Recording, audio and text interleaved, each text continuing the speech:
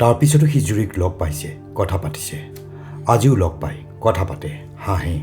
সিহঁতক দেখি বহুতেই হয়তো ক'ব, এহাল স্বপ্নাতুৰ ডেকা গাভৰু, যৌৱনৰ উদুলি মুদুলিত নিজক পাহৰি যোৱা এজন যুৱক আৰু এজনী যুৱতী।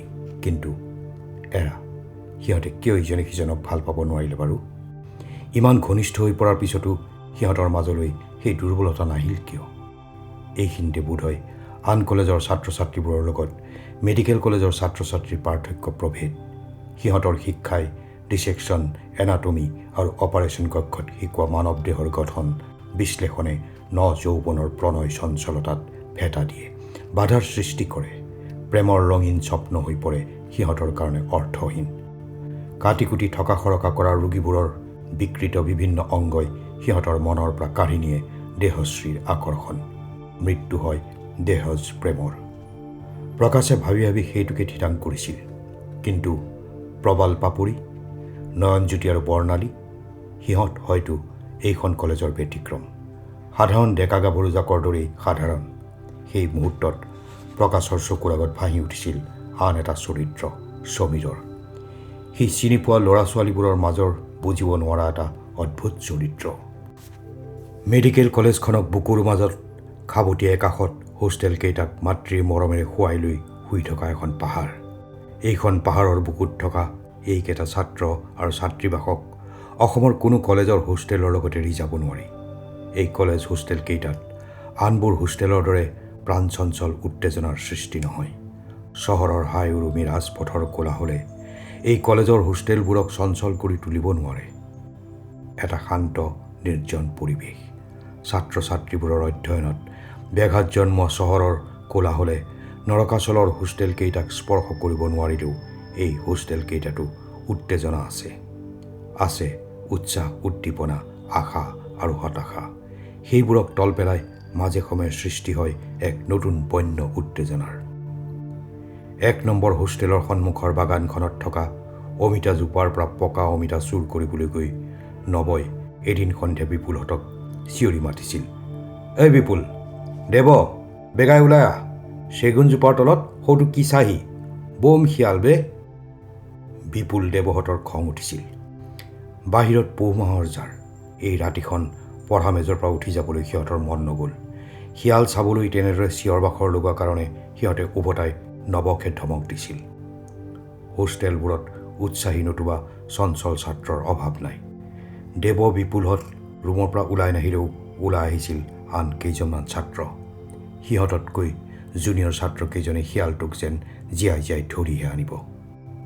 নৱৰ আঙুলিৰ নিৰ্দেশ পাই কোনোবা এজনে হাতৰ টৰ্চটো টিপি দিছিল। পোহৰত চেগুন জোপাৰ গুৰিটো জিলমিলাই উঠিল। কিন্তু সেইটো জানো শিয়াল? সেই মুহূৰ্ততে খালেও বুলি নৱ মাটিত ঢলি পৰিল।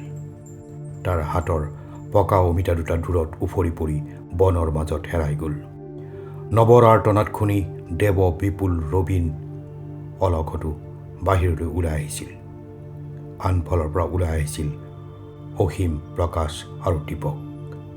শিয়াল বুলি ভবা নাহৰ ফুটুকীটোৱে গোজৰণি এটা মাৰি বহাৰ পৰা তেতিয়া থিয় হৈছিল। ভয়ত কেইজনমান ছাত্ৰই হুৰ মূৰকৈ হোষ্টেলৰ ভিতৰলৈ সোমাই আহিছিল। সিহঁতক খেদি আহিব বুলি ভবা নাহৰ ফুটুকীটো কিন্তু সিহঁতৰ পিনে আগবাঢ়ি নাহিল। গম্ভীৰ পদক্ষেপেৰে অলপ দূৰ গৈয়েই নাহৰ ফুটুকীৰ স্বাভাৱিক চঞ্চলতাৰে জঁপিয়াই জঁপিয়াই ওচৰৰ পাহাৰখনৰ হাবিৰ মাজত হেৰাই গৈছিল। ইতিমধ্যে কেইজনমানে ঢলি পৰা নৱক ডাং ডোলাকৈ ৰুমৰ ভিতৰলৈ লৈ আহিছিল। তাৰপিছত বাঘটোক সিহঁতে দেখা নাই। হোষ্টেলৰ চৌহদলৈ কেঁকুৰা খাবলৈ অহা শিয়ালটোক নাহৰ ফুটুকী বুলি ভাবি কেইজনমানে কেইবাদিনো হুলস্থুল লগোৱাৰ ঘটনাই হোষ্টেলটোৰ ছাত্ৰবোৰৰ মাজত হাঁহিৰ খোৰাক যোগাইছিল। কিন্তু হোষ্টেলৰ চোতালত আৰু তলৰ মহলাৰ বাৰাণ্ডাত সন্ধিয়াৰ পিছত আগৰ দৰে কোনো ছাত্ৰক আৰু দেখা পোৱা নগ'ল। সিহঁতে বাঘটোক দুনাই নেদেখিলেও নাহৰ ফুটুকীটোৱে কিন্তু নিজৰ অস্তিত্ব ঘোষণা কৰিবলৈ পাহৰা নাছিল। এমাহৰ ভিতৰতে ছুপাৰ ছাৰহঁতৰ গোহালিৰ পৰা কেইবাটাও ছাগলী আৰু ডামুৰী পোৱালি অন্তৰ্ধান হ'ল। প্ৰথম দিনা ১ নম্বৰ হোষ্টেলৰ ছুপাৰৰ গোহালিৰ পৰা নাইকিয়া হোৱা নুডুকা পঠা ছাগলীটোৰ কাৰণে সমীৰেই ভৎসৰ্ণা খাবলগীয়া হৈছিল। ছুপাৰে খং আৰু ছাগলী হেৰুৱাৰ বেজাৰত সমীৰৰ কোনো কথা শুনিব নোখুজি, this is very bad Samir, very bad, I shall never tolerate you in future বুলি ভুৰভুৰাই আঁতৰি গৈছিল। কিন্তু চুপাৰ বৰপূজাৰীৰ সন্দেহ এদিন দূৰ হ'ল। তাৰ কেইদিনমান পিছত গোহালিৰ পৰা নাইকিয়া হোৱা দামুৰী পোৱালি আৰু আন দুটা হোষ্টেলৰ চুপাৰ দুজনৰ গোট চেলৰ পৰা হেৰুৱা মাইকী ছাগলী দুটাই বৰপূজাৰীৰ সন্দেহ অমূলক বুলি প্ৰমাণ কৰিছিল। আধা খোৱাকৈ এৰি থৈ চিকাৰৰ শ এটাও এদিন পাহাৰৰ নামনিৰ গছ এজোপাৰ তলৰ জোপোহা এটাৰ মাজত আৱিষ্কাৰ হ'ল। বস্তিৰ নেপালী এজনে খৰি লুৰিবলৈ যাওঁতে বাঘে আধা খাই এৰি থৈ যোৱা মাইকী ছাগলীজনীৰ কথা আটাইকেইটা ছাত্ৰাবাসতে সদৰি হৈ পৰিল। চুপাৰহঁতেও শুনিলে। 4 নম্বৰ হোষ্টেলৰ চুপাৰে আগদিনা ৰাতি গোহালিৰ পৰা নাইকিয়া হোৱা ছাগলীজনীৰ শটো চিনাক্ত কৰি আহিল। অৱশেষত নাহৰ ফুটুকীৰ অটপালিয়ে চৰম সীমা পাইছিলগৈ। বঙালী ভদ্ৰলোকজনৰ ফাৰ্মৰ পৰা সমীৰে মুৰ্গী অনাৰ পিছদিনাখনৰ ঘটনা। ৰাতিপুৱা সদায় দেৰিকৈ উঠা সমীৰৰ শুই উঠোতে সেইদিনাও 9 বাজিছিল। ৰবীনহঁতৰ অসুবিধা হ'ব বুলি সোনকালে শুই উঠা নাছিল। কিন্তু ৰবীনহঁতৰ কোনো অসুবিধা নহ'ল। আনদিনাৰ দৰে সোনকালে বিচনাৰ পৰা উঠি মুখ হাত ধোৱাৰ পিছতে সেইদিনা ৰাতি ডাবলিংকৈ শোৱা ৰবীন আৰু অলকৰ মনত পৰিল কলেজ বন্ধ, ক্লাছ নহয়। টোপনিৰ পৰা উঠা সমীৰে চাহ একাপৰ প্ৰয়োজন বৰকৈ অনুভৱ কৰি ৰবীন আৰু অলকক চাহ খাবলৈ যোৱাৰ কাৰণে লগ ধৰিছিল। চাহ ইয়াতে খাব সমীৰদা, অসীমৰ ৰুমত মই চাহৰ ব্যৱস্থা কৰিছোঁ। অলকৰ কথা শুনি গুড বুলি সি তাৰ পিঠিত থপৰিয়াই দিছিল। সেই সময়তে দুৱাৰ খুলি কোঠাটোলৈ সোমাই আহিছিল অনুপ। সিহঁত তিনিওজনে দুৱাৰ মুখলৈ চাই পঠিয়ালে, কিন্তু অসীম নহয়, অনুপ। সমীৰক দেখি অনুপ থতমত খাই থিয় হৈ ৰ'ল। সেই সময়ত সি তাত সমীৰৰ উপস্থিতি আশা কৰা নাছিল। কি হ'ল অনুপ? ৰবীনে সুধিছিল। বৰ বেয়া কথা হ'ল ৰবীন, বাঘটোৱে বৰ উৎপাত আৰম্ভ কৰিছে। যোৱা ৰাতি পাহাৰৰ সিফালে থকা বস্তিৰ মানুহ এজনীক টানি লৈ গ'ল। চাবলৈ যাবি নেকি অলপ? যাব সমীৰদা। ইতিমধ্যে অনুপৰ পিছে পিছে অহা নৱ বিপুলহঁতে সিহঁতক আগুৰি ধৰিছে। অলক অসীমক কোৱাগৈ, চাহ আৰু নালাগে, হৰদেউৰ দোকানতে খাম। ইমানবোৰক অসীমে চাহ খুৱাব নোৱাৰিব।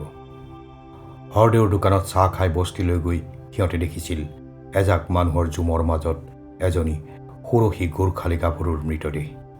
বুকু, ডিঙি আৰু তলপেটৰ কিছু অংশ নাই। মৃত গাভৰুজনীৰ মাকজনীক বয়সস্থ মানুহ এজনে সিহঁতৰ ভাষাত কিবা বুজাবলৈ যত্ন কৰিছে, কিন্তু তালৈ তাইৰ ভ্ৰূক্ষেপ নাই। মানুহজনৰ বুজনিত মাকজনীৰ কান্দোন বন্ধ হোৱাৰ সলনি বৰং বেছিহে হৈছিল। গোৰ্খালী মানুহজাকৰ চকুমুখত ক্ষোভ আৰু বেদনাৰ ছাপ। গাভৰুজনীক হেৰুৱা দেউতাকৰ সকৰুণ চকুহালিলৈ সমীৰে চাব নোৱাৰিলে। কিন্তু উপায় নাছিল।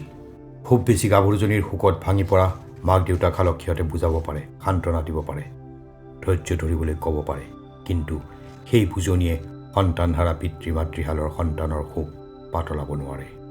বিপুল, ব'লা, আহা ৰবীন, এনেদৰে চাই থাকি কিটো কৰিবা? সমীৰ আঁতৰি আহিল। সমীৰক অনুসৰণ কৰি আঁতৰি আহিছিল 7জনীয়া ছাত্ৰৰ এটা সৰু দল। নৱ, বিপুল, অৰূপ, ৰবীন, অনুপ আৰু অলক। জীৱনটোক এডভেঞ্চাৰ হিচাপে ল'ব খোজা সমীৰৰ কাৰণে যেন এটা চেলেঞ্জ। নাহৰ ফুটুকীটোৱে সিহঁতৰ ক্ষমতাক অপমানিত কৰিব খুজিছে। কিবা এটা কৰিব নোৱাৰিলে ই কেতিয়াবা হোষ্টেলৰ ল'ৰাবোৰকো থপিয়াব। বিষণ্ণ মনে মৌন হৈ অহা সমীৰে মৌনতা ভাঙি কৈ উঠিল, এৰা সমীৰদা, বাঘটো নামাৰিলে আমাৰ বিপদ হ'ব। অনুপে উত্তৰ দিছিল, নৱ, আজি ৰাতি মোৰ লগত ওলাবা। ক'ৰবাত বন্দুক এটা পাওঁ যদি তাক এবাৰ বিচাৰি চাম। সমীৰে নৱলৈ চাই কৈছিল যদিও লক্ষ্য কিন্তু অকল নৱই নাছিল। বিপুল, ৰবীনহঁতৰ আটাইবোৰকে উদ্দেশ্য কৰি কৈছিল, দেউতাৰ বন্দুক এটা আছে সমীৰদা, মই আনি দিব পাৰিম কিজানি, কিন্তু কাৰ্টিজহে নহ'ব হ'বলা। অৰূপে বন্দুক এটা যোগাৰ কৰি দিয়াৰ আশ্বাস দিলে। এৰা, কাৰ্টিজৰ বহুত দাম বাঢ়িল। অভিজ্ঞ চিকাৰীৰ দৰে কোৱা নৱৰ কথাষাৰত হাঁহি উঠিব খোজা সমীৰে ক'ব খুজিছিল, দাম জানো অকল কাৰ্টিজৰে বাঢ়িছে, আন বস্তুৰ বঢ়া নাই। সৰ্বসাধাৰণ ৰাইজে কাৰ্টিজ খাই জীয়াই নাথাকে, কিন্তু নকলে। ডেকা মনটোৱে তাক কৈ উঠিল, এটা বা দুটা কাৰ্টিজলেই বনৰ বাঘ মাৰিব পাৰি। বনৰ বাঘে কেতিয়াবা কাচিতহে খায়, কিন্তু দেশৰ লাখ লাখ জনতাক নিতৌ কামুৰি খোৱা সমাজৰ বাঘবোৰক গুলিয়াবলৈ আমাৰ কাৰ্টিজ ক'ত, কোনে গুলিয়াব? অৰূপ মানে অৰূপ ব্ৰহ্ম। অৰূপহঁতৰ ঘৰ গুৱাহাটীৰ পৰা বেছি দূৰত নহয়, বকুৰ পৰা মাথোন এমাইল বাট। এতিয়াই গ'লে সিহঁতে সন্ধিয়াৰ আগে আগে বন্দুকটো লৈ ঘূৰি আহিব পাৰিব। কিন্তু সমীৰৰ সন্দেহ হৈছিল, অৰূপে আশ্বাস দিলেও দেউতাকে বন্দুকটো দিয়ে বা নিদিয়ে। কিন্তু দিছিল। বন্দুকটোৰ লগতে দিছিল প্ৰয়োজনীয় কেইটামান কাৰ্টিজ। সমীৰ আৰু অৰূপ ঘূৰি আহি আবেলিতে গুৱাহাটী পালেহি। চিকাৰৰ কাৰণে অকল বন্দুক আৰু কাৰ্টিজেই যথেষ্ট নহয়, আৰু বহুত বস্তুৰ প্ৰয়োজন। অৰূপক হোষ্টেললৈ পঠিয়াই দি সমীৰে এটা শক্তিশালী টৰ্চ, দা, ৰছী আদি যোগাৰ কৰাত ব্যস্ত হৈ পৰিল।